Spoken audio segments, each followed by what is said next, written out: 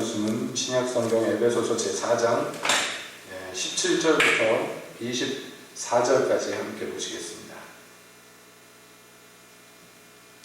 에베소서 제4장 17절로 24절까지 보겠습니다. 에베소서 4장.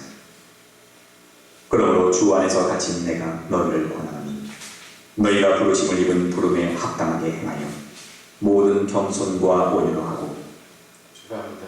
다시 읽겠습니다. 에베소서 4장 17절부터 24절까지 보겠습니다. 네, 하자.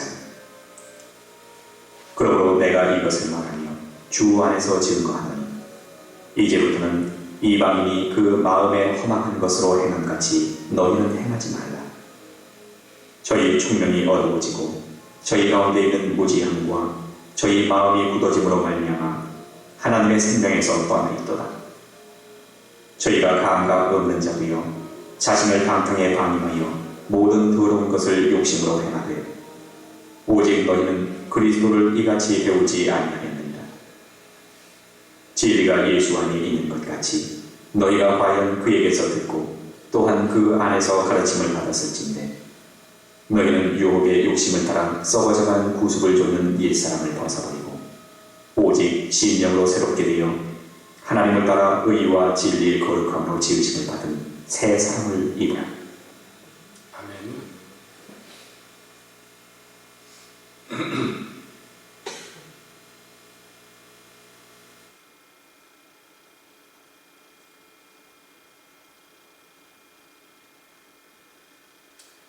하나님, 이 시간에 주님의 말씀 듣기를 원합니다.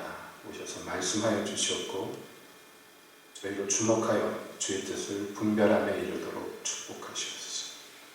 예수님의 이름으로 기도합니다. 아멘. 계속해서 우리가 에베소서의 말씀을 보면서 하나님께서 그리스도 예수의 몸된 영광의 교회, 그 영광의 교회가 온전히 세워지기 위해서 우리에게 요구하시는 것이 무엇인가 계속해서 살펴보고 있습니다. 우리가 지난 시간까지 같이 본 것, 그렇게 그리스도의 교회, 그리스도의 몸을 제대로 세우기 위해서 우리는 그렇게 몸으로 부르심 받은 우리는 무엇을 해야 됩니까? 자라가야 됩니다. 이것이 그리스도 예수 안에 있는 하나님의 거룩하신 뜻이었습니다. 그래서 결국에는요, 한 사람 한 사람이 그 부르심대로 온전히 자라갔을 때 결국에는 전부 연결되고 연합되어서 교회가 온전히 세워지는데요. 계속해서 17절부터는 사도가요, 거기에서 이제 한 발 더 나아가서 이 교회가 세워지기 위해서 우리가 자라가야 되는데 그건 뭐 전제가 다 되었습니다. 그 자라가는 것은 어떻게 보면은 양적인 성장이라고 볼 수가 있고 외형적인 성장이라고 볼 수가 있습니다. 근데 이제 17절부터 다른 것은요, 그 내면적인, 그렇게 성숙하고 자라가는 그 사람, 점점 커지는 그 사람이 그 안 모양은 어때야 되는가, 이제 그것을 자세하게 다루고 있습니다. 우리가 자라가야 되는데 여러분 참 이 자라간다는 것이요, 여러 가지 의미가 있죠. 개인적으로도 그렇고 뭐 교회적으로도 그렇습니다. 보통 우리가 교회가 성장한다 이렇게 얘기할 때 현대에 들어와가지고 새롭게 일어난 신학 종목들이 몇 가지 있는데요. 그 중에 한 신학이 무엇이냐면 교회 성장학이라는 신학이 있어요. 어떻게 해서 교회가 성장하는가, 또 교회가 왜 성장해야 되는가를 다루고 있습니다. 그런데 이 교회 성장학이 초기에 많이 다룬 내용들이 중심이 뭐였냐면 양적인 성장이었어요. 어떻게 해야지 기독교인 수가 늘어날 것이냐. 근데 이것은 우리 기독교회 안에서요, 사실은 굉장히 중요한 문제입니다. 이 양적인 성장이라는 것이요, 가볍게 볼 문제가 아닙니다. 뭐 좀 극단적인 예인지 모르겠습니다만은 중동에 보면요, 레바논이라는 나라가 있습니다. 지금도 있죠. 그 이스라엘 옆에 레바논이라는 좀 작은 나라가 있는데 그 나라가요, 놀랍게도 중동 한복판에 있는데 기독교 국가예요. 그 국민의 대다수가 기독교인이었습니다. 그래서 기독교 국가로 분류됐습니다. 주변이 다 회교도 국가인데 그 레바논이라는 나라가 아주 그 자연 환경도 좋고 그래서 그 관광지도 많고 그래서 별명이 레바논이요 중동의 파리였습니다. 옛날에 그렇게 화려하고 볼 게 많고 사람들이 잘 살았습니다. 그런데 이 레바논이 오늘날은 기독교 국가냐? 아닙니다. 그래서 지금 레바논이라는 나라가 굉장히 어려움을 겪고 있습니다만 그 어려움을 겪게 됐던 근본 동기가 뭐냐면요 인구가 역전이 되어버린 거예요. 기독교인들이 다수였는데 세월이 흐르면서요 회교도가 다수가 되어버렸어요. 그리고 기독교인이 소수가 되어버렸어요. 근데 그 나라 법률에 의하면 인구 비례된 그 의원을 뽑습니다. 그래서 종교 그 의원이 갖고 있는 종교가 이렇게 정해져 있어요. 기독교인 의원은 몇 명, 뭐 회교도 의원은 몇 명, 뭐 이런 식으로 정해져 있습니다. 인구 비례에 따라서 이게 점점 역전이 되어버리는 거예요. 그러다 보니까요 나라가 어려워졌습니다. 그 이유가 뭐냐? 지금 말씀드린 대로 인구가 역전된 것 때문에 그래요. 기독교인들은요 애들을 조금 낳아요. 전반적으로 많이 낳아야 한 3명, 보통 한두 명 낳습니다. 그런데 이 회교도는요 무슬림들은 일부 다처로 아내를 많이 둔 데다가 자식들을 막 낳아. 진짜로요. 그러니까 1, 20년 만에 인구가 확 바뀌어버리는 거예요. 그래서 결국에는요 기독교인이 소수가 되고 그래서 어려움을 굉장히 많이 겪습니다. 심지어는 한 20년 동안 내전도 겪었어요. 왜냐하면 무슬림들이 숫자가 많아지면서 무슬림들이 숫자가 많아지면요 지금 통계를 보면 대략 10에서 한 15%가 과격한 무슬림이다. 보통 그렇게 얘기해요. 그러니까 과격하다는 건 뭔지 아시겠죠? 지하드, 그래서 성전을 통하여서 거룩한 전쟁을 통하여서 이 땅에 알라가 다스리는 나라를 세워야 된다고 믿는 회교도가 대략 10에서 15%다 그러는데 그것이요 몇 억이에요. 몇 억. 말이 10에서 15%지 그렇게 따지면 몇 억이 됩니다. 그 인구만 해도 1억 5천인가 그래요. 대략 통계로 보면. 그러니까 레바논이라는 나라에 무슬림들이 많이 생겼습니다. 또 난민들을 많이 받아줬어요. 기독교인들이 불쌍하다고 많이 받아주고 있고 지금도 시리아 같은 데 난민들이요 레바논으로 많이 넘어옵니다. 그러다 보니까 자연적으로 무슬림 숫자가 많아지는데 그들 중에 과격한 무슬림들이 그 안에서 내전을 벌였어요. 그래서 기독교인들이 굉장히 많이 죽었습니다. 그 내전을 통해서. 물론 기독교인 민병대도 세워져 가지고 회교들도 많이 죽었습니다. 그것이 끝난 지가 지금 한 20, 30년, 90몇 년도에 끝났나요? 그 내전이. 그러니까 그게 굉장히 오래간 데다가 상처가 컸습니다. 지금 많이 복구가 됐는데 다시 또 문제가 많아지고 있어요. 그 모든 이유는 가장 근본적인 이유는 인구수 때문이었습니다. 제가 말씀드렸죠. 이게 좀 과격한 예라고. 근데 교회도 마찬가지입니다.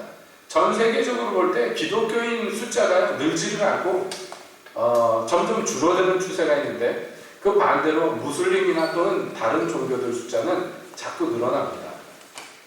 이것은 굉장히 우려가 되는 현상이에요. 그렇기 때문에 특히 이 기독교인 인구가 많이 줄어들고 있는 유럽이나 미국 지역에서 이 기독교가 이렇게 숫자가 줄어서 안 되겠다. 이거 늘려야 되겠다. 그러다 보니까 어떻게 하면 늘릴 수 있을까 하는 것을 학문적으로 다루다 보니까 그게 교회 성장학이라는 학문이 생겨버리게 된 것입니다. 그런데 교회 성장학에서 초기 교회 성장학의 가르침들을 보면요. 제3세계에서 기독교 인구가 늘어나는 것을 모형으로 삼아서 연구를 하는데 그 모델 중에 하나가 한국 교회입니다. 왜냐하면 우리나라가 80년대까지는 굉장히 숫자가 많이 늘어났어요. 기독교인 숫자가. 그것이 80년대 이후로 정체기를 겪다가 감소로 돌아선 지가 좀 되었습니다. 그러니까 한참 기독교인 숫자가 늘어날 때 이것을 서구 유럽의 또는 미국의 신학자들이 연구를 했어요. 한국 교회가 어떻게 해서 이렇게 숫자가 늘어나는가. 그래서 그것을 본받자 하는 운동들이 많이 일어났습니다. 한국 교회를 연구하고 그것을 본받으려고 했습니다. 그래서 여러 가지를 본받아갔죠. 새벽 예배 없던 미국 교회들이요. 새벽 예배를 하기 시작합니다. 평일날 예배가 없던 교회들이요. 평일날 예배를 드립니다. 보고 배워가서 돼요. 그리고 미국 교회 사람들이, 유럽 교회 사람들이 모여서 한국식 기도를 드립니다. 그게 통성 기도예요. 주여 삼창하고 기도하는 거. 그리고 맨바닥에 무릎 꿇고 기도하는 거. 이런 거 한국에서 배워가가지고 도입을 해서 많이들 했습니다. 그런데 세월이 지났습니다. 세월이 지났는데요. 여러분, 이 교회 성장하게 그 한 축을 이루고 모델이 되었던 한국 교회가요, 이제는 누구도 거들떠보지 않는 교회가 되어버렸어요. 어느 나라도 한국 교회 연구를 좋은 쪽으로는 하지 않습니다. 나쁜 쪽으로는 하지만 좋은 쪽으로는 이미 뭐라고 할까요? 끝났어요. 보고 배울 게 없습니다. 한국 교회에서. 이거는 뭐 객관적인 데이터가 증명하는 거예요. 여러분, 제가 예전에 학생 시절에 오산이 기도원 같은데 기도하러 가면요, 정말 세계에서 왔어요. 사람들이. 세계 여러 나라들의 목사님들이요, 정말 각종 인종을 가진 사람들이요, 꼭 관광 무슨 단체 관광 온 것처럼 한 사람이 깃발 들고 이렇게 가이드로 가면 우 따라다니면서 설명 듣고 오 하고 기도글 보여주면 오 하고 들어가서 기도하고 막 그랬습니다. 제가 예전에 그 모습을 흔하게 봤어요. 그러나 이제는 그런 모습이 없습니다. 그렇게 오는 사람들이 없어요. 지금은 모르겠습니다만은 제가 서울 살 적에 없었어요. 점점 없어지더니요, 이제 없습니다. 시설은 더 좋아졌어요. 옛날보다 기도원 시설은 굉장히 좋아졌는데 거기에 오는 사람들이요, 면면이 영 달라집니다. 왜 그러면 여러분, 우리나라 교회는 이러한 교회 성장에 대한 아름다운 그 모형을 여러 가지 가지고 있었고 보여줬으면서 왜 그것이 이렇게 끝까지 아름다운 열매를 맺지 못했을까? 여러분, 이것은 우리가 생각해 봐야 될 중요한 주제입니다. 한국 교회뿐만 아니라 교회 역사를 보면 이렇게 은혜 가운데 성장하다가 그냥 쓰러져 버리는 교회들이 상당히 많았죠. 여러분, 우리는 계속해서 이렇게 몰락해가는 한국 교회를 보면서 그 구경꾼으로 있을 수 없어요. 왜냐하면 우리가 그들 중에 일부이고 일원이기 때문에 그렇습니다. 우리가 자라가야 됩니다. 여러 가지로 자라가야 됩니다. 모든 면에서 다, 범사에 다 자라가야 됩니다. 그러나 놓쳐서는 안 되는 중요한 것이 있습니다. 뭐냐면 그 자라가는 그 사람 속이 어때야 돼요? 그 안이 어때야 됩니까? 그래서 사도는 지금 주의를 환기시킵니다. 교회가 성장해야 된다. 너희가 그리스도 예수로 자라가야 된다. 교회를 온전히 세워야 된다. 이것을 계속해서 말하다가 너희 받은 은사대로, 너희 받은 사명대로, 너희가 가진 그 목적을 쫓아서 달려가야 된다. 그것을 막 부추기다가 잠시 그 시선을 내부로 돌리게 만듭니다. 그런데 그렇게 자라가는 너희가 어때야 되는가? 어떤 사람이어야 되는가? 그래서 17절에 이렇게 얘기합니다. 그러므로 내가 이것을 말하며 주 안에서 증거하노니 이제부터는 이라고 얘기해요. 자, 이제부터는 이런 말이 왜 나왔습니까? 지금까지 얘기한 게 뭐예요? 영광의 교회를 우리가 온전히 세우기 위해서 주께서 나누어 주신 여러 은사들을 받고 그 직임대로 봉사하여서 그래서 교회를 세워가는데 자라가야 되는데 이 당면, 이 거룩한 목표를 앞에 두고 있는 우리는 이제부터 이전과는 전혀 달라져야 됩니다. 이전에 어땠느냐? 이제부터는 이방인이 그 마음에 허망한 것으로 행함 같이 너희는 행하지 말라. 한쪽으로 얘기해서 이렇게. 그럼 무슨 내용입니까? 이방인들은 지금 여러분 사도는 이방인들에 대해서 단호하게 말하는데 그들이 어떻게 행하느냐? 마음이 허망한데 그 허망한 마음이 원하는 것을 행하면서 산다는 거예요. 그런데 너희는 그렇게 살면 안 된다는 것입니다. 우리가 기독교인이 되고 거듭나고 하나님의 자녀가 되었을 때 우리의 삶이 100% 확 바뀌어버리면 참 좋겠습니다. 그러나 바뀌는 부분이 있지만 바뀌지 않고 그냥 남아있는 부분들이 많이 있는데 특히 어느 부분에서 그러냐면 우리 속 안에 있는 여러 가지들이 그대로인 경우가 많아요. 겉모양은요, 기독교인이 되면서 여러 가지로 바뀝니다. 예배당 출입 안 하던 사람이 정기적으로 예배를 나가고요. 겉모양의 여러 가지 경건에 관련된 행동을 할 수 있고 봉사의 일들을 합니다. 그런데 중요한 것은 이 겉모양도 굉장히 중요하지만 겉으로 나타나는 것도 중요하지만 사실은 더 중요한 게 있다면 뭐냐면 그 안에 있는, 그 마음에 있는 것들이 중요하다는 거예요. 우리가 앞서서도 이미 보았습니다. 너희가 생각해봐라. 너희가 전에 어떤 존재였는지. 에베소서에서도 이미 사도 바울이 얘기했습니다. 너희가 어땠느냐? 그 전에 너희가 어땠느냐?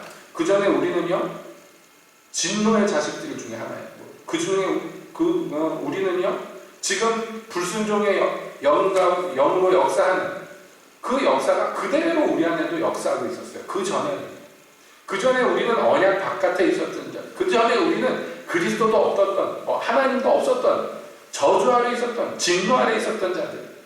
근데 이게 바뀌었어요. 무엇으로 바뀌었습니까? 내가 노력해서 바뀐 게 아니고, 내가 선택해서 바뀐 게 아니고, 주가 나를 사랑하셨고, 주가 나를 선택하셨고, 그래서 자기 몸을 버리셔서 나를 바꿔주셨어요. 이 직분과 지위와 위치가 달라졌어요. 그러니까 이제 우리는 이제부터는 어떻게 살아야 되느냐? 이전에 살던 이방인의 삶을 청산해야 됩니다. 이방인의 삶을 청산하기 위해서 이방인이 그 마음에 허망한 대로 행하던 것들을 너희는 그대로 하면 안 됩니다. 여기 이방인이라는 것은 뭐냐? 하나님 모르는 사람들, 그리스도 바깥에 있는 사람들을 의미합니다. 근데 그 사람들은 일체가요, 그 마음이 허망하다. 여러분, 세상 사람들이 살 때 마음에 원하는 것들이 있고요, 각기 야망이 있고 욕망이 있습니다. 그래서 뭔가 이 삶 속에서 누리고 싶은 것, 얻고 싶은 것, 취하고 싶은 것, 추구하는 게 있어요. 근데 그 일체가 다 뭐냐면 허망하다고 얘기합니다. 왜냐하면 그리스도 없는 것은 허망이에요. 그리스도 바깥에 있는 모든 것 일체가 다 허무하고 허망한 것입니다. 그 사람이 돈을 많이 가지면 어떻게 하겠고, 그 사람이 무슨 권력을 많이 가지면 어떻게 하게 되겠습니까? 아무런 명예를 얻으면 무슨 소리 있겠습니까? 그리스도가 없는데 다 것이죠. 이따가 없어질 것이고 모조리 다 썩어질 것들인데 허망하지요. 근데 그 마음에 원하는 것들이 그런 허망한 것들만 원하는 거예요. 왜냐하면 그리스도를 모르니까, 진짜 뭐가 가치 있는지를 모르기 때문입니다. 그러나 우리는 그렇지 않잖아요. 진짜 가치 있는 게 뭔지 알잖아요, 여러분. 우리는 알죠? 알면 그 아는 것을 추구하고 살아야지, 어떻게 옛날처럼 이방인들처럼 그렇게 허망한 것을 추구하고 살 수가 있겠느냐는 거예요. 그럴 수 없습니다. 그래서는 안 되고 그럴 수 없습니다. 우리는 이방인들이 모르는 것을 아는 사람들이에요. 그 비밀을 알게 되었고 누리는 사람들입니다. 전혀 다른 사람들이에요. 그러므로 세상 사람들이 추구하는 것이 더 이상 나의 추구가 될 수 없어요. 세상에 그리스도 모를 때 매력적으로 보이는 것들이 이제 더 이상 아무 내게는 가치도 없고요, 아무 매력이 없어야 됩니다. 그게 정상입니다. 그게 정상이에요. 여러분, 바둑이가 왈왈왈 막 먹을 거 달라고 했는데, 그 단물 다 빠진, 왜 갈비탕집에서 푹 끓여서 갈비탕 나오면 뼈다귀 같은 거 싸갖고 오잖아요. 주면은 제가 먹기는 먹지만 이렇게 막 좋아서 먹지 않습니다.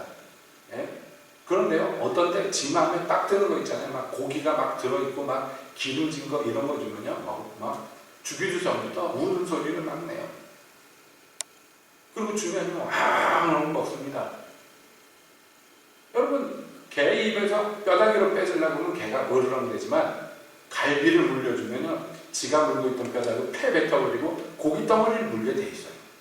짐승도 압니다, 뭐가 더 좋은 건지. 그러나 인간은 그게 잘 안 돼요. 여러분, 우리가 믿음의 눈이라는 게 있어야 되는데, 믿음의 눈이라는 게 딴 거 아닙니다. 진짜가 뭔지를 다 아는 거예요. 진짜 뭔지. 진짜 가치 있는 게, 진짜 영원한 게, 진짜 썩지 않은 게 무엇인지를 아는 눈이 믿음의 눈이에요. 우리가 그 눈으로 추구하는 것이 세상 사람들과 전혀 다른 것을 추구해야 된단 말이에요. 세상 사람들은 그 마음이 부패하고 허망합니다. 그래서 뭐가 뭔지 모른단 말이에요. 그래서요, 하나님께서 로마서 1장에 보면 그냥 하도 그러니까 지혜가 없는데 다 안다고 껐덕대니까 그냥 그 마음의 상실한 대로 내어버려요. 원하는 대로 행하게 오만 악행을 저지르게 그냥 내버려두는데 어떻게 할 수가 없어요. 모르니까. 근데 이 사람들이 특징이 뭐냐? 오만 짓을 다 하죠. 로마서 1장 말미에 보면 별의별 악이 다 나오는데, 그런데 그걸 다 로마서 1장 32절에 이렇게 얘기합니다. 저희가 이 같은 일을 행하는 자는 사형에 해당한다고 하나님의 정하심을 알고도 자기들만 행할 뿐 아니라 또한 그 일을 행하는 자를 옳다 하느니라. 뭐가 뭔지 모르는데 고집을 버리지 않아요. 자기들이 행할 뿐 아니라 자기들처럼 행하는 자가 옳다고 해요. 얼마나 허망한지 몰라요. 얼마나 허망한지 몰라요. 여러분 우리나라에서 동성애자들 나와서 행진할 때 사진으로만 봤습니다만은 서울시 한복판에다가 텐트 쳐놓고 거기에서 본부 차려놓고 행진하는데 옷을 다 거진 뻘거벗고서 길거리를 행진하는데 거기 텐트에 미국 대사도 오고 뭐 전 세계 외교관들이 와가지고 사진 한 방씩 다 찍고 우리나라 정치인들도 가서 웃으면서 거기 가서 사진 찍고. 왜냐? 그 행진하는 사람들 좋아요. 지 좋다고 그렇게 동성애자로 살겠다는데 뭐 어떻게 할 거야? 지가 좋아서 하는 거. 근데 문제는요, 그게 옳다는 거예요.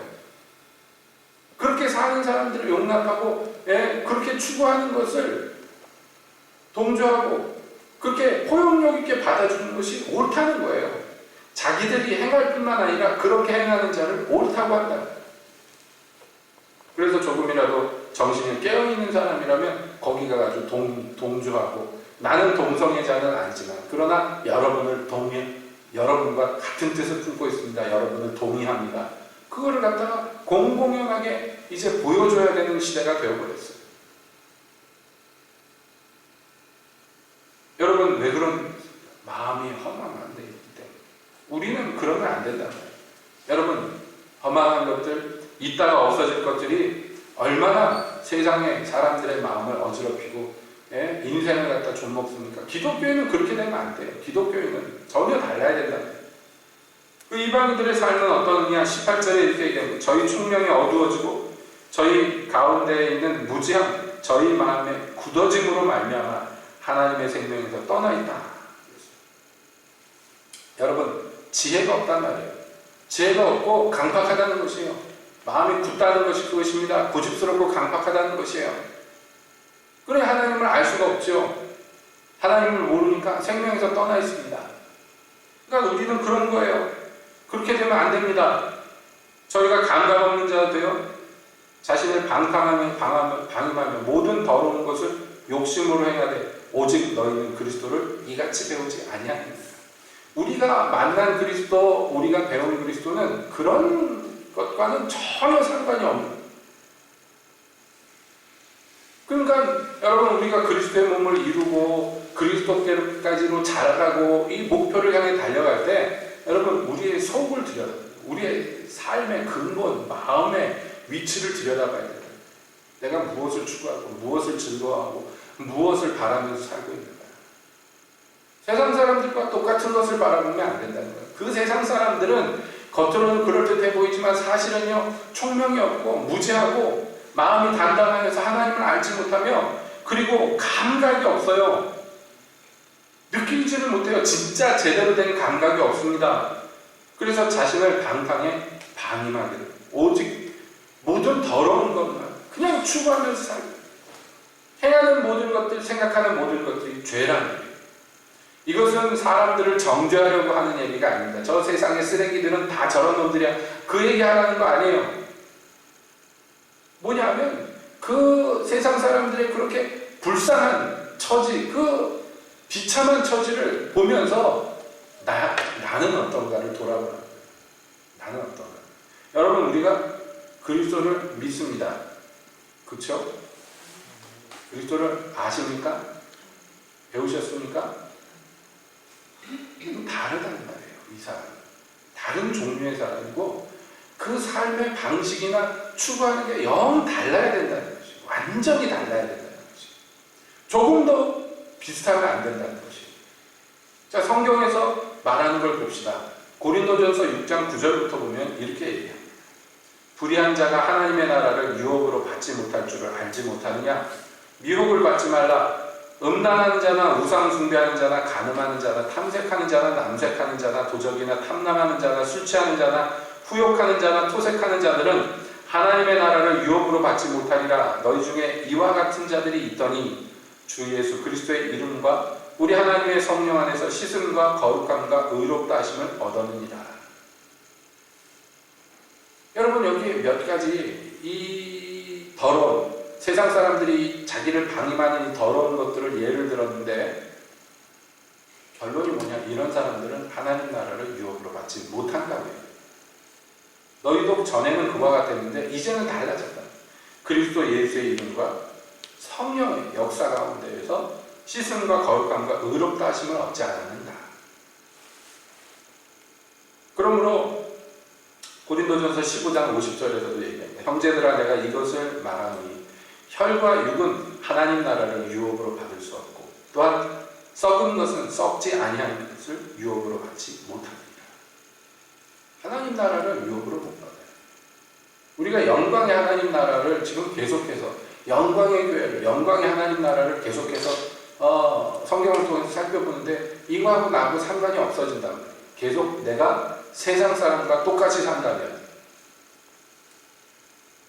갈라디아서 5장 19절부터 나오는 말씀도 마찬가지입니다. 육체의 일은 현저하니 곧 음행과 더러운 것과 호색과 우상 숭배와 술수와 원수를 맺는 것과 분쟁과 시기와 분냄과 당짓는 것과 불리함과 이단과 투기와 술 취함과 방탕함과 또 그와 같은 것들이라. 전에 너희에게 경계한 것 같이 경계하노니 이런 일을 하는 자들은 하나님의 나라를 유업으로 받지 못할 것이오. 여러분, 하나님 나라를 유업으로 못 받는다고 성경은 얘기합니다. 너희가 음란과 정욕과 술 취함과 방탕과 연락과 무법한 우상 숭배를 하여 이방인의 뜻을 쫓아 행한 것이 지나간 때가 족하도다. 베드로전서 4장 3절에서 사도는 이야기합니다. 예전에 우리는 그와 같은 사람들 중에 하나였어요. 그러나 이제는 달라요. 자, 이런 말씀을 드리면 어떤 사람들은 얘기합니다. 우리가 믿음으로 구원받는 것이지 행위로 구원받는 것이 아니지 않는가? 예, 맞습니다. 그러나 성경에서요, 이러한 사람들은 이러한 것을 행하는 사람들은 하나님의 나라를 유업으로 받지 못한다. 그랬으면 못 받는 거예요. 예? 못 받는 겁니다. 여러 말 할 것 없어요. 그냥 못 받는다 그러면 못 받는 거예요. 믿음으로 구원받는 것이지, 믿음으로 천국 가는 것이지, 뭐 행함으로 가는 것이냐? 예, 맞습니다. 진짜 믿는다면, 그리스도가 계신 것을 믿고 진짜 하나님의 나라가 있는 것을 믿고 그분이 우리의 머리 되신 분이라는 것을 믿는다면, 그리고 우리가 그의 몸 되었다는 것을 믿는다면 이렇게 안 삽니다. 이렇게 못 삽니다. 예? 여러분, 분명히 아셔야 돼요. 하나님은요, 우리의 좀 부족하고 어리석고 모자란 것들 다 아시고 용납하시는 분이에요. 그러나 하나님은 또한 우리의 연약이나 또는 우리의 거역을 잘 구분하시는 분이에요. 예? 우리가 완전한 사람은 아니지만 늘 말씀드립니다. 온전한 사람이 되도록 추구해야 돼요. 내 안에 이러한 잔재들이 남아있는 것을 괴로워해야 돼요. 죄를 떡 먹듯이 저지르면서 괴로워하지 않는 것은요, 벌써 양심이 화인 맞은 것이에요. 이방인의 특징입니다. 감각 없는 자가 되었다 그랬잖아요.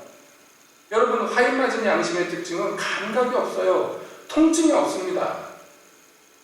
죄로 단련된 양심은요, 더 이상 죄를 질 때 괴로워하지 않습니다. 세상 사람들이 여러분 하나님 거역하면서 괴로워합니까? 예? 괴로워할 리가 없죠. 자기 욕심대로, 허망한 대로, 방탕한 대로 살면서 그거 괴로워합니까? 아닙니다. 오직 그 괴로워하는 것은 누구만 합니까? 예수 그리스도만. 예수 그리스도를 믿는 사람들만 괴로워하는 것이에요. 인터넷에 보니까 그 여자 탤런트 중에 최강인가 하는 탤런트가 나와서 간증하는 것을 동영상을 올려놔서 봤어요. 근데 예전에 자기가 예수 믿었는데도 불구하고 그 심한 우울증에 고통받았을 시기를 얘기를 합니다. 그래서 막 자존감이 너무 극도로 낮고 막 그런 상황에서 알코올 중독과 담배 중독에 여자애가 빠져가지고 한참 인기 있을 때 자기는요, 자기의 삶에 전혀 가치를 느끼지 못하기 때문에 내가 왜 살아야 되나 이러고 있다가 그래도 내 피라도 뽑아주면 누가 살겠지. 그래서 헌혈을 그렇게 막 골수기증도 하고, 그러니까 사람들이 와 천사라고 막 칭송하는데 자기는 그 칭송받으면서 동네에서 가게 가가지고 술 사가지고 봉지에 담아가지고 숨겨가지고 옷 사이에 숨겨서 누가 볼까봐 방에 들어와가지고 술을 먹으면서 날마다 술을 먹으면서 담배를 그냥 줄담배를 피면서 괴로워서 사람들은 자기를 막 칭찬하는데 자기는 자기가 혐오스럽고 너무 괴로워서 끊어지지는 않고 너무 괴로웠다 그런 얘기입니다. 그런데 어느 날 기도 시간에 자기가 자기도 모르게 기도했대요. 사람들이 막 기도하는데 가만히 있다가 교회에서 살려주세요. 그렇게 기도. 이러다가 내가 죽을 것 같다. 살려주세요. 그렇게 기도를. 그랬더니 하나님 만져주시고 그래서 하나님께 그렇게 기도했대요. 제가 하나님 아시지만 나는 술, 담배 전혀 끊을 능력이 없어요. 의지가 너무 박약한 인간입니다. 그래서 감히 하나님 앞에 술 끊겠다고 기도는 못하겠다고 자신이 없어요. 그런데 술 먹고 싶을 때는 아마 내가 술 먹을 것 같다. 그러니까 이해를 해달라고. 그런데 이유 없이 먹는 거는 안 하게 해달라고. 먹고 싶어서는 먹는데 그냥 습관대로 이유 없이 그냥 습관처럼 먹는 것은 그만두게. 그것만은 내가 그만두겠다고 기도를 했대. 그리고 그 다음부터 혼자 앉아가지고 술 마시려고 소주를 따라 놓고서 마시려고 하다가 지금 내가 먹고 싶은가 생각을 해보면 별로 먹고 싶지가 않대요. 그래서 이건 괜히 먹는 거니까 먹지 말아야지. 그러고서 내려놓고 그러다가 끊어졌대요. 그럼 정말 솔직한 간증인데 제가 드리고자 하는 말씀은 뭐냐면 정말 연약해서 술이 안 끊어져. 담배가 안 끊어져. 누가 그거 알까봐 무서워서 공공연하게 못 먹고 숨어서 자기가 기독교인인 거 사람들이 다 아는데 교회에도 다니는데 집에 콕 박혀가지고 그러고 사는지 아무도 모르는데 그런데 문제는요 괴로워했다는 거예요. 자기를 합리화시키지도 않았고 당당하게 뭐 어때 이 정도 이러고 살지 않았다는 거예요. 그 여배우가 하나님께 도움을 입을 수 있었던 까닭은 그겁니다. 여러분 하나님은요 우리의 연약을 아시는 분이지 우리의 연약한 것과 강박한 것은 엄격하게 구분하시는 분이에요. 예? 그러므로 정말로 그렇습니다. 사람들은요 눈이 가리워서 보지 못하고 마음이 어두워서 깨닫지 못합니다. 그래서 하나님 앞에 나와서 고침을 받지 못합니다. 그러나 우리는 그리스도를 들었어요. 우리는 그리스도께 배웠고 그리스도의 복음을 받아들였고 그리스도의 사람이 되었어요. 종류가 다른 사람이 되었어요. 여러분 우리는 볼 수 있는 사람이 되었고요. 우리는 들을 수 있는 사람이 되었습니다. 그런데도 불구하고 보려고 하지 않고 들으려고 하지 않는다면 여러분 이건 큰일입니다. 큰일입니다. 우리가 성장해야 됩니다. 물론입니다. 성숙해야 됩니다. 물론입니다. 그러나 그러기 전에 중요한 것은 먼저 청산할 것을 청산하고 관계를 끊을 것을 단호하게 끊어야 돼요. 예? 안 끊어집니까? 여러분 안 끊어집니까? 괴로워해야 돼요. 주님 앞에 나가서 도움을 부르짖어 청해야 돼요. 그렇지 않으면 여러분 그 사람 과연 믿는 것인가?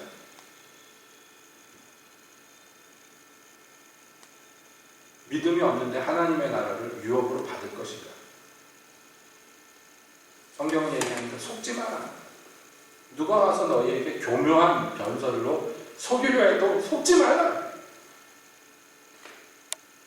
저도 말씀드렸습니다만은 우리 대한민국의 교회가 그렇게 교회 성장이라는 방면에 있어서 세계에서 그렇게 존경을 받고 사랑을 받다가 오늘날 왜 이렇게 되는가?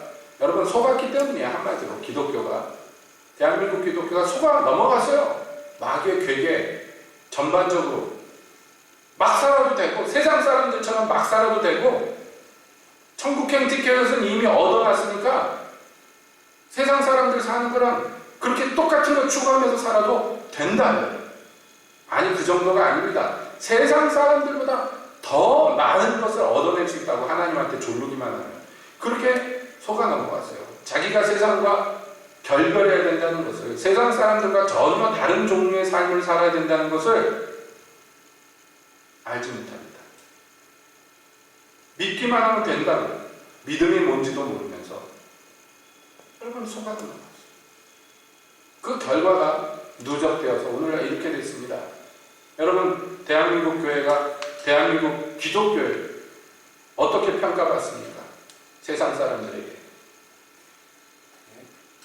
세상 사람들보다 욕심 없는 사람들로 평가받습니까? 아닙니다. 사람들이 비하을 하고 놀랍니다. 특히 대형 교회들의 모습을 보면서 비하을 하고 놀랍니다. 어떻게 저럴 수가 있을까?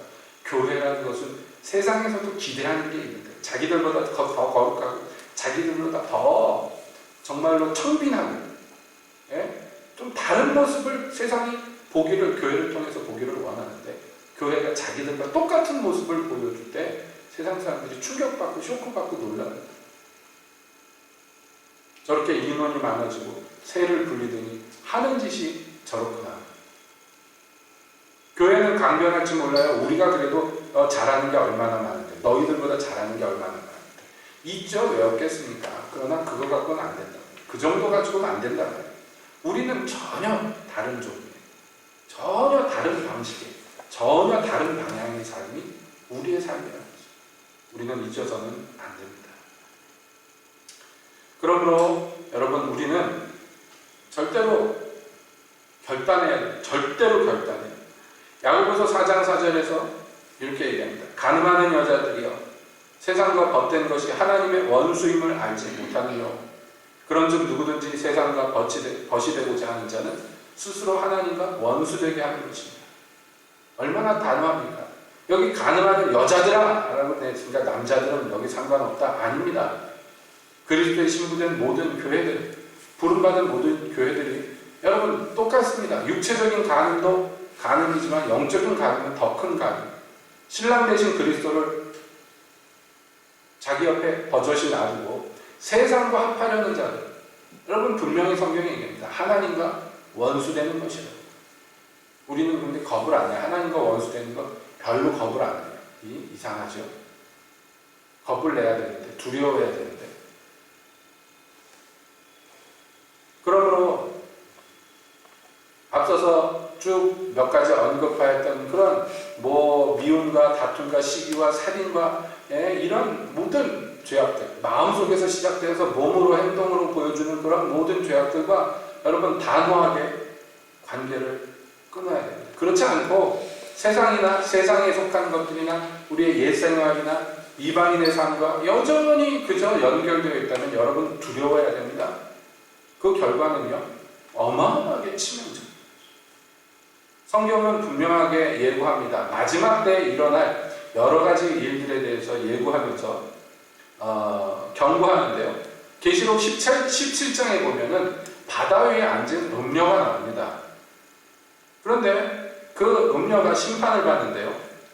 이렇게 나옵니다. 또 7 대접을 가진 7 천사 중 하나가 와서 내게 말하여 가로되 이리 오라. 많은 물 위에 앉은 큰 음녀의 발을 심판을 내게 보이리라. 땅의 임금들도 그로 더불어 행음하였고 땅에 거하는 자들도 그 음행의 포도주에 취하였다 하고 곧 성령으로 나를 데리고 광야로 가니라. 내가 보니 여자가 붉은빛 짐승을 타는데 그 짐승의 몸에 참남한 이름들이 가득하고 7 머리와 10뿔이 있는데 그 여자는 자주빛과 붉은빛 옷을 입고 금과 보석과 진주로 꾸미고 손에 금잔을 가졌는데 가증한 물건과 그의 음행에 더러운 것들이 가득하더라. 그 이마에 이름이 기록되었으니 비밀이라 큰 바벨론이라 땅의 음녀들과 가증한 것들의 어미라 하였더라. 또 내가 보매 이 여자가 성도들의 피와 예수의 증인들의 피에 취한지라. 내가 그 여자를 보고 기이 여기고 크게 기이 여겼다. 이렇게 나옵니다. 여러분, 이것이 마지막 때에 나타날 이 세상을 석권하는, 이 세상의 임금들과 세상의 땅에서 사는 모든 사람들의 마음을 빼앗아갈 큰 음녀의 모습이에요. 그런데요, 그가 심판받습니다. 그가 심판받아서, 심판받을 때 계시록 18장 3절에 보면 그 음행의 진노의 포도주를 인하여 만국이 무너졌으며 또 땅의 왕들이 그로 더불어 음행하였으며 땅의 상고들도 그 사치의 세력을 인하여 치부하였다 나오는데, 이들이 전형적인 모습이 뭐냐? 이 세상과 세상의 임금들과 세상의 장사치들과 땅에 속한 사람들의 이 심판받는 이유가 뭐냐면 그 포도주에 취하였다. 음료의 음행의 포도주에 다 같이 취하였어요. 이것이요, 이 마지막 때에 일어날 큰 현상인데요. 이것은 오늘날 그렇게 막 두드러지게 아직 나타나지 않습니다만은, 이제 나타날 일입니다만은, 그러나 본질상 이 일은 창세기 이후로부터 지금까지 계속됐던 거예요. 뭐냐면 취한 것과 같은 이 세상 사람들의 모습들, 취하여 있는 거예요. 그렇기 때문에 술 취하지 마라, 이건 방탕한 것이니 너희는 성령의 충만을 받으라고 우리에게 요구하시는 성경 말씀의 이유가 이것입니다. 둘 중에 하나. 성령의 포도주에 취하든지, 그렇지 않으면 이 음녀가 주는 음행의 포도주에 취하든지. 그런데 이 음료의 포도주에 취하게 되면 어떻게 되느냐? 여기 이방인들의 모습들이 쭉 열거되어 있는 것과 똑같은 것들이 그 삶 속에서 나타납니다. 왜 이들의 마음이 허망할까요? 왜 이들이 선과 악을 분별하지 못하고, 왜 무지하고 지혜가 없을까요? 왜 이 사람들이 감각이 없어서 방탕에 자기를 방임할까요? 술 취한 사람들의 현상들과 똑같잖아요. 여러분, 술 취한 사람들이 술 취해 있을 때요, 자기가 술 취했다고 안 그럽니다. 자기 정신 똑바르다고 얘기합니다. 횡설수설하면서도 그렇게 얘기합니다. 똑바로 걷지도 못하면서 난 술 안 취했다고 얘기합니다. 왜냐하면 진짜 그렇게 믿기 때문에. 세상 사람들이 자기들의 삶이 정상이고 멀쩡하다고 생각하지만, 여러분, 이미 이 음행의 포도주에 취하여 있는 거지. 그러니까 의인들은, 그러니까 선인들은 거기서 나와야 돼요. 거기 계속 앉아가지고 그 자리에서 같은 것을 받아먹으면 안 된단 말이에요. 그러므로 여러분, 이 말씀을 정리하면서 제가 말씀드리는 것은 뭐냐? 우리가 범사의 그리스도 예수의 모습으로 자라감에 있어서 절대로 잊어서는 안 돼요. 또 반드시 이루어져야 될 첫 번째 단계는 뭐냐면 예전의 삶과 단절하는 것이에요. 이 세상이나 세상에 있는 것들을 사랑하는 것과 결별하는 것입니다. 세상에 다른 종교 믿는 사람도 욕심이 없어야 된다고, 욕심이 끊어져야 된다고 그러는 판인데, 여러분, 우리 기독교인들이 세상의 것들을 그저 욕심 가지고 살면서 어떻게 우리가 어디 가서 예수 믿는다고, 어디 가서 하나님 자녀라고 얘기하겠습니까? 여러분, 이 문제부터 해결돼야 돼요. 예전에는 그랬지만 이제부터는 전혀 달라야 된단 말이에요. 그리고 나서 그리스도의 몸을 이룬다고 해야 됩니다. 이것이 첫 단계입니다. 첫 발자국입니다. 예전 것이 청산 안 된 상태에서 계속해서 뭔가 하나님의 일을 하겠다고 달려들었기 때문에 오늘날 대한민국의 교회가 이 지경이 된 것이에요. 예전에 어땠습니까? 예전에 대한민국 교회의 가장 두드러진 모습이 뭐였습니까? 여러분, 1907년도 평양 대부흥부터 해서 이 한국의 교회의 가장 큰 전통은요, 회개예요. 회개. 전 세계 어느 교회보다도 더 강조된 게 회개였습니다. 그러니까 우리나라 사람들이 예전에 우리 선조들이 부르는 찬송가들이 주된 찬양의 주제가 회개예요. 회개. 항상. 너무 회개한다고 그것이 지적받을 정도로 한국교회의 특징이 회개였는데요. 언제부턴가 이게 없어져 버렸어요. 언제부턴가 이게 정말 찾아보기 힘. 진정한 의미의 회개는 뭐냐면 지금 말씀드린 대로 예전의 삶을 크게 후회하고 그것을 싫어버리고 그것과 단절되기를 원하고 새 삶을 살기를, 주께로 향하기를, 돌이키기를 원하는 것이 이게 회개의 첫 발자국인데요. 이게 없어요, 교회에. 오늘날 교회는. 이 문제가 다뤄지지 않습니다. 그렇게 강조되지도 않습니다. 그냥 슥 넘어가 버립니다. 그래서 예전에 있던 거 그대로 품에 안고서 뭔가 거룩한 것을 하려고 하니까 이게 아무것도 되지 않는 것이에요. 성경의 가르침은 여러분 단호합니다. 내 안에서 옛 모습들이 나타나는 것 단호하게 끊기를 원하고 하나님께 내놓아야 돼요. 여러분, 우리가 갖고 태어난 것들이 많이 있잖아요. 아담으로부터 물려받은 것들이 많이 있잖아요. 여기 계신 분들이 몇 명 되지만 여러분 각자가 가진 개성과 특성이 있는데 특히 죄성에 있어서도 개성이 있어요. 그렇죠? 스스로 아시죠? 내가 어느 부분에 있어서 아주 유능하게 죄를 범하는가. 여러분이 가진 죄의 약점들이 있잖아요. 사람마다 다르죠. 그거 청산돼야 됩니다. 반드시 청산돼야 됩니다. 누구도 예외가 없죠. 요번에 그 무슨 큰 기독교 단체 주재하는 목사님이 음행을 저질렀다 또 걸려가지고 한국교회에서 큰 문제가 일어나고 막 그랬다고 그러더라고요. 4년 동안 계속해서 그런 짓을 하다가 걸렸다. 요번에 걸렸다. 그래서 이런 소식은 좀 안 들렸으면 좋겠어요. 여러분 누구도 예외가 없어요. 저 목사지만 저도 예외가 없습니다. 우리가 옛것과 결별하는 것을 정말로 철두철미하게 우리 조상처럼 그렇게 지속적으로 반복적으로 회개하면서 주님께 나아가야 돼요.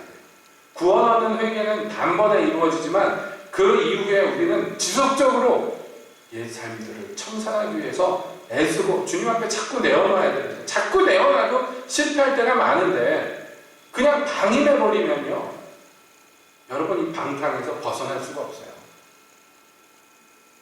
변화의 시작은 그러므로 옛것과의 결별로부터 시작합니다. 여러분 잊지 마십시오. 그래서 우리는요, 이 회개에 철두철미하고 회개에 유능한 기독교인들이 돼야 돼요. 그래야지만 뭔가 그리스도의 형상, 거룩한 형상들을 여러분 이룰 수 있어요. 말씀 마치면서 한 가지만 첨언합니다. 회개하기 위해서요, 여러분 쓸데없는 자존심 하나님 앞에 버리십시오. 쓸데없는 자기 변명, 합리화 청산하십시오. 네? 저는 그 얘기를 예전에 어떤 분이 그런 얘기를 하는 거 듣고 한숨을 줬어요. 회개하십시오. 그러면요, 나는 약하잖아요. 약한 나한테 그렇게 강하게 얘기하면 어떻게 합니까? 그럼 뭐 그냥 약한 대로 그냥 죄 가운데서 허물진 가운데서 그냥 산다는 거예요? 뭐예요? 어떻게 하자는 거예요? 약한 사람일수록 더 죄의 영향에서 빨리 벗어나요.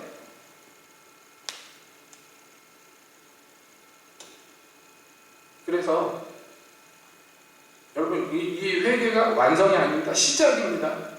이 시작이 제대로 놓여져야지 그 다음부터 주님이 뭔가 우리 가운데서 역사하실 수가 있어요. 그러므로 그냥 단호하고 정직한 마음으로 주님 앞에 나가요. 여러분 솔직하게 얘기해야 돼요. 보세요. 알코올 중독자 모임 같은 데, TV 같은 데 보면 그 모이면 맨 처음에 뭘 얘기하느냐, 삥 둘러서서 한 사람씩 돌아가면서 얘기하는데 알코올 중독자 아무개입니다. 자기 이름을 그렇게 얘기하도록 시켜요. 왜냐하면 시인하는 것부터 치료가 시작된다. 세상에서도 그렇게 얘기해요. 내가 알코올 중독자 아니고 그냥 술 좀 좋아하는 사람인데 이러고 시작하면 절대로 못 고쳐요. 그냥 인정하는 거야. 나 알코올 중독자 쓰레기라고. 그 사람이 어떤 직위에 있든 무슨 직업을 갖고 그건 상관없어요. 난 알코올 중독자 누구누구인데 지금 190 며칠째 깨끗한 상태다. 그러면서 시작을 한다. 나는 알코올 중독자 아무개인데 200 며칠 동안 깨끗한 상태였는데 어제 술을 마셨다. 그 정직하게 시인하는 것부터 첫 단계로 삼아요. 세상에서도 그래요. 여러분 우리가 하나님으로부터 고침받은 거 어떻게 시작해야 되는지 아시겠죠? 이렇게 인정하는 것부터 자기를 인정하는 것. 여러분 약점은 솔직하게 인정해요. 제가 그렇습니다. 주님 제가 그렇습니다. 그러고 나가요. 다윗도 그랬잖아요. 주여, 내가 죄 중에서 출생한 아기도 전부터 죄인인 어머니가 나를 잉태할 때 죄 중에서 잉태했습니다. 그리고 고백하면서 나가요. 나 어디다가 이게 쓸모가 있겠습니까? 주가 안 도와주면 나는 소망이 없습니다. 그러고 나가야지 주님의 은혜와 긍휼과 자비를 도움을 입을 수 있어요. 당부하고 또 당부합니다. 여러분, 회개하십시오. 회개하십시오. 그러면 주께서 이제 회개한 자들을 안에서부터 주님의 원하시는 바를 이루어 가실 수 있습니다. 주의 이러한 은혜와 축복이 넘치시길 예수님의 축복드립니다. 기도하겠습니다.